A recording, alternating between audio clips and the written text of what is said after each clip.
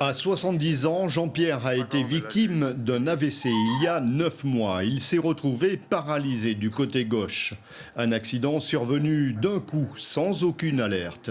Pris en charge très rapidement, il vient aujourd'hui tous les après-midi à la clinique des Tamarins pour récupérer à coups de séances de kiné dures et longues. La veille, j'avais fait du sport où tout s'était bien passé, j'étais en pleine forme. Et justement, quand ça vous arrive, vous êtes un peu franchement décontenancé parce que vous ne comprenez pas très bien. Et une fois que vous êtes paralysé, là, vous prenez conscience de ce qui vous est arrivé. L'AVC, on connaît à l'AVC des facteurs de risque, mais il y a dans certains cas des AVC avec une étiologie, c'est-à-dire une cause qui reste indéterminée, ce qui est justement le cas de monsieur Euleux. Et dans les AVC, il y a de grands types. Dans 80% des cas, c'est un AVC ischémique et dans 20% des cas, c'est un AVC hémorragique.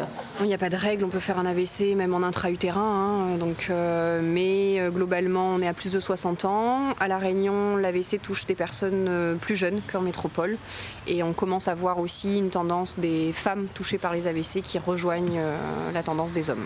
C'est le cas de l'épouse de Thierry. Comme les professionnels de santé, il est persuadé qu'au-delà des soins, le soutien des proches est primordial dans la récupération. Pour favoriser, après un accident de cet ordre-là, la personne dans son milieu familial, il faut absolument qu'il y ait une stimulation de son environnement à chaque instant.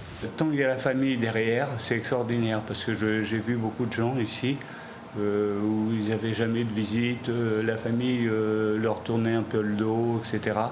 Donc ça, c'est un élément qui vous aide.